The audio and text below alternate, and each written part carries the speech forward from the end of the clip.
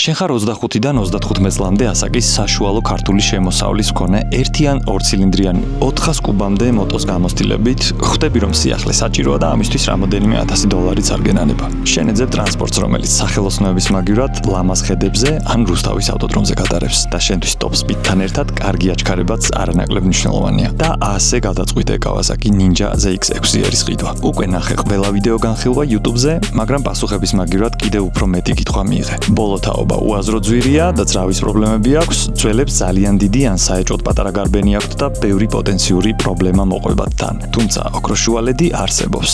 ეს ამ ოჯახის მეათე თაობა. მოტო, რომელმაც ძალიან შემოყვარა თავი, თუმცა ეს არ ნიშნავს, რომ ის იდეალური და უნაკლოა. მანამდე კი აუცილებლად შემოგვიერთით Kawasaki-ის დახურულ ჯგუფში, სადაც ერთმანეთს დავეხმარებით ყიდვა-გაყიდვაში, ნაწილების მოძიებაში, გავცვლით რჩევებს, ან უბრალოდ გავაზიარებთ ჩვენი ნინძების ფოტოებს და ვიდეოებს. გილოცა, სწორად დილას მოხვდი, რადგან დღეს გაიგებ ყველაფერს, რაზეც ამ მოდელის მოყვარულები ღიად არსაუბრობენ. Superskin-ის 2026 წლის სეზონის სპონსორია მოტოეკიპირების მაღაზია Bolaji, ადგილი, რომელიც ჩემთვის ოჯახად იქცა და რომელსაც დიდი სიამოვნებით უწევ რეკომენდაციას ნებისმიერი ბიუჯეტის, გამოცდილების და სტილის მოტოაყვარულისთვის. დიახ, ეს სწორი არჩევანია თუ 600-იან კლასში სპორტულ მოტოს ეძებ. ერგება ბევრ სცენარს, აქვს უკვდავი ძრავი, გამოიყურება საოცრად, 100 ლიტრიან მოტოებთან შედარებით ბევრად ადეკვატურია, მაგრამ ეს მოტო არაა იდეალური. აი რაშია საქმე. ეს სპორტული მოტოა. თუ Google-ს დაუჯერებთ გაყიდული 100 სპორტული მოტოდან, საშუალოდ 5% ყიდულობს სარბოლოდ, 25% სულ ერთხელ ან ორჯერ გამოსდის მას ტრეკზე, ხოლო 70% ამ კლასს ყოველდღიურობაში და გასართობად მოიხმარს. 3 განსხვავებული მომხმარებელი, 3 სხვადასხვა სცენარი და ვერც ერთს გაამტყუნებ.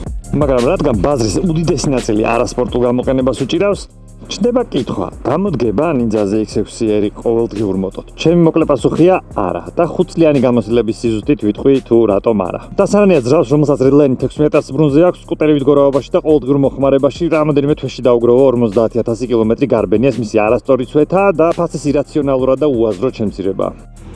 ჯდომაც იმდენად აგრესიულია, რომ დღევანდელ თბილისურ საცობში აუცილებლად ძალიან სწრაფად მოგაბედრებთ თავს. გაბარიტები საკმაოდ კომპაქტურია, მაგრამ მაინც ბევრად დიდი, ვიდრე საღამოს 6-დან 9 საათამდე გისურვებდით. გარდა ამისა, საცობში ძრავი სწრაფად ცხელდება, საფხულში ეს ნიშნავს შემაწუხებელი ცხელი ჰაერის ნაკადს თქვენს მუხლებსა და წვივებზე და ეს არაა უბრალოდ დისკომფორტი. ეს ფაქტორია, რომელიც ხშირად მოტოს სახლში დატოვებას გადაგაწყვეტინებთ, თუმცა ეს მხოლოდ ამ მოდელის პრობლემა არაა, სპორტების უმრავლესობა სამწუხაროდ ასეა. ამ მოტოს სარბოლო ტრეკი, ქალაქ გარეთ გასვლა, ძრავის მაღალ ბრუნზე მუშაობა, აგრესიული მართვა და სიჩქარე უყვარს. ყველაზე მოჩამოთვლილი ქალაქში მოძრაობის ეთიკას და ფორმატს სამწუხაროდ ეწინააღმდეგება და ერთადერთი რაც ძალიან უხდება ქალაქს ამ მოტოს ვიზუალია. ეს ჩემთვის ყველაზე ლამაზი მოტოა ამ კლასში და საცოდაობა იდგეს მხოლოდ ტრეკზე, ბოქსში და ეს ლამაზი არ ჩანდეს ქუჩებშიც. რატომ მომწონს განსაკუთრებულად ეს თაობა? ზედმეტი კანტების, ჭრილების, სტიკერების და ფსევდოაეროდინამიური ხვრელების გარეშე ვფიქრობ ეს მინიმალისტური დახვეწილი დიზაინია, რომელმაც ფაქტია რომ იმუშავა. მოტო ნახატი არაა. მას სიბრტყეზე არ ვუყურებთ და ერთი პერსპექტივიდან არ ვაფასებთ. ეს სამგანზომილებიანი დიზაინია, რომელიც სილამაზესთან ერთად უნდა იყოს ერგონომიული, აეროდინამიური და კომფორტულად მოერგოს რაიდერის სხეულს. აი ასე გამოიყურება 180 სანტიმეტრის სიმაღლის 70 კილოგრამი წონის მძღოლი მეათე თაობის Ninja 626-ზე. მოტოზე ჯდომის კომფორტი პირობითი და სუბიექტურია. თავარი კითხვა რას ვადარებთ? ალბათ სწორი იქნება თუ ამავე კლასის მოტოებს შევადარებთ და ვფიქრობ მხოლოდ Suzuki გვთავაზობს ოდნავ უფრო კომფორტულ ჯდომას და ალბათ უფრო რბილ სავარძელსაც. თუმცა ეს ერთ-ერთი საუკეთესოა დიდ გზაზე გვიან დაღლის კრიტერიუმით. მე აქტიურად ვცხოვრობ, ბევრს მოძრაობ, ვარჯიშობ და ჩემთვის 2.5-3 საათი ის იდეალური დოზაა, რაც თან სასიამოვნო მღლის და ძალიან შემაწუხებელიც არაა. პრობლემა კი ის გახლავთ, რომ 2.5-3 საათში ყველაზე საინტერესო და სასიამოვნო მიმართულებებიდან მხოლოდ სამხარეს, ანუ ერთ გზას თუ გაივლით. ანუ უკან წამოსვლა ჩემთვის ყველა ჯერზე ზედოზირება, უაზრო ენერგიის დახარჯვა და გადაღლა ხოლმე. კარგად ჩემამდე ვერ დადის, როგორ შეიძლება რომ ერთი ცალი გადასაჭერი ბოლტის გამო ამდენი მოტო ჩვენ ენაზე დასტუყდეს და მე მოუწიოთ უკან გაწვევა. ამდენი ერთეულის, მერე საიტზე დაამატეს ვინკოდით გადამოწმების ფუნქცია, რომ გენახა არის თუ არა შენი მოტო, კონკრეტულად შენი მოტო იმ სიაში, რომელსაც შესაძლოა რომ ესეთი ძრავის პრობლემა დაემართოს. ეხლა წარმოიდგინე რომ ქართველი ხარ, მოტო ჩამოიყვანე კოპარტიდან, არც უკან გაგზავნა შეგიძლია და თუ გააგზავნი და რაღაც საოცარ ხარჯებთან იქნება დაკავშირებული, ნუ უაზრობაა, ჩათვალეთ რომ ეგ ოფცია არ არსებობს. შედიხარ საიტზე რომ გადაამოწმო, იქ საიტზე აჩვენებს რეალურად შენი მოტო სადღაც შუაგზაში დასუტყდება და დაგტოვებს ქუჩაში თუ საღია რა. პატარა პარტია იყო, რომელსაც მოკლედ ეს პრობლემა ჰქონდა, მაგრამ ხო ხვდებით ეგ რამხელა დარტყმა არის ამ ბრენდის რეპუტაციაზე, იმიტომ რომ რეპუტაციას ამდენი ხანი აშენებ და მე ძალიან მარტივია, რომ ესეთი რაღაცით ჩამოგეშალოს და მაგის მერე ძალიან ბევრმა დაუწყო ზოგადად ამ ბრენდს ეჭვის თვალით ყურება. მეც პირადად მქონდა შარშან ეგეთი ფიქრები, რომ მეთქი ხო არ გადავждე ამის ახალ მოდელზე. აი გარდა იმ ვიზუალის ნიუანსებისა, რაც ვისაუბრე აქამდე ვიდეოში, რა ვიცი, როგორ გითხრათ, რაღაცნაირად ჯერ ერთი ყროს შეცვლილი საერთოდ არაფერი არ არის. ვიარე მაგმოტოთი, ვიდეოც გადავიღე და ძალიან ხშირად დეშბორდის გარდა, ახლა როცა ზიხარ მოტოზე გარედან ვერ უყურებ და გარედან მიხვდები ან დეშბორდით მიხვდები. სხვა ვერაფრით ვერ ხვდები ზედ რო ზიხარ რა.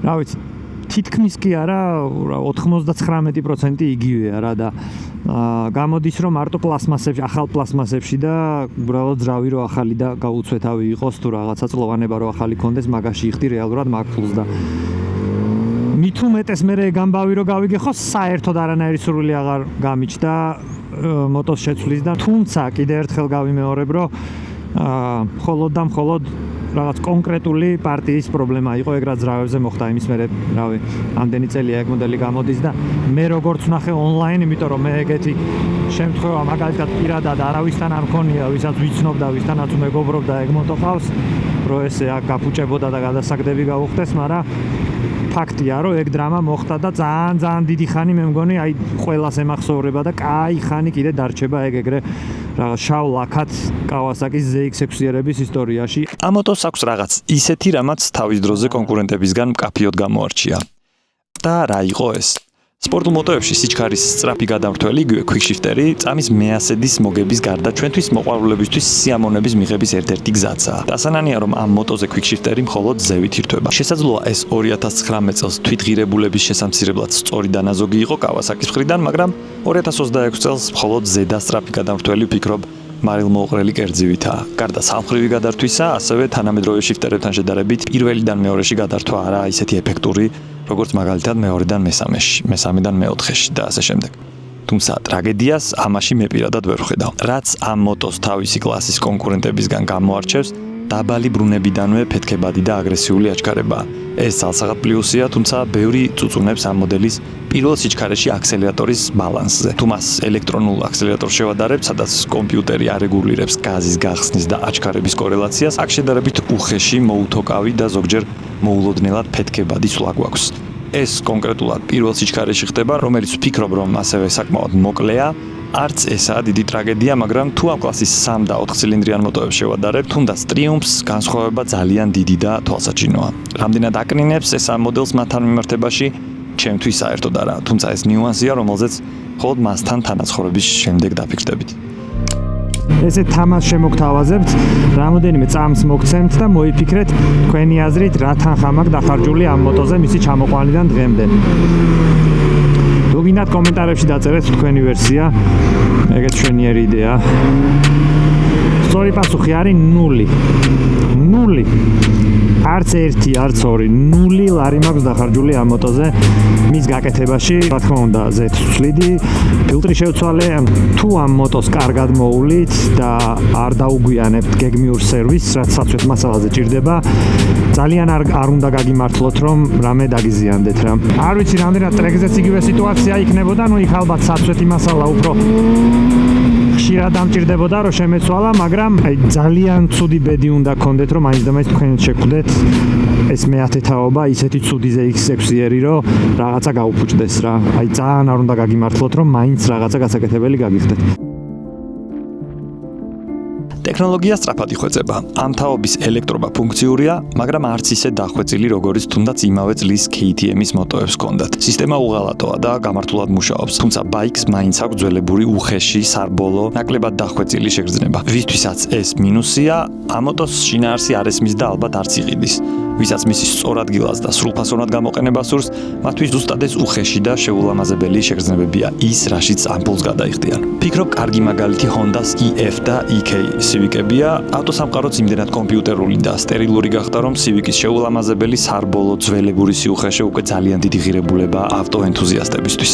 2010-იანების მიწურულს, როცა 600 კუბიანი მოტოების წარმოება ბრენდებისთვის თავის ტკივილის მეტი აღარაფერი იყო და არც ფინანსურად წარმოადგენდა მათთვის დიდ ინტერესს, Kawasaki-ის ერთადერთი ბრენდი აღმოჩნდა, ვინც ღიად აფიქსირებდა ამ კლასში ინვესტირების, კონკრეტულად კი Ninja 636-ის თაობების განახლების სურვილს, რაც ვერან არ გააკეთა ტრიუმფმა Daytona 675-ზე, Yamaha MR6-ზე და მისგან მხოლოდ ტრეკის ვერსია დატოვა, Honda CBR 600 RR-ი, Suzuki GSX-R 600 საერთოდ გაქრნენ ევროპის ბაზრიდან, რადგან არ და ვერ მოერგნენ ემისიის თანამედროვე გამოწვევებს, აი ეს ყველაფერი მოახერხა Kawasaki. ასევე ჩემი აზრით ამ ტალღამ გახადა MV Agusta F3 675 ნიშური და დეფიციტური ვარიანტი ამ კლასში. ჯობია ZX6-ერი ზემოთ ჩამოთვლილ მოტოებს გააჩნია რაში და ეს იმდენად ვრცელი საკითხია, რომ ფიქრობ ცალკე ეპიზოდს იმსახურებს, თუმცა ფაქტია, რომ ეს ერთადერთი გადარჩენილი ჯიშია 600-იან კლასში.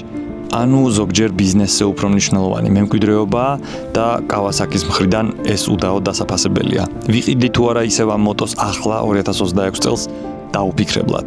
რატომ?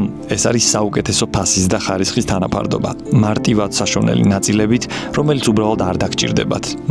თუ რა თქმა უნდა არ დაამტვრევთ.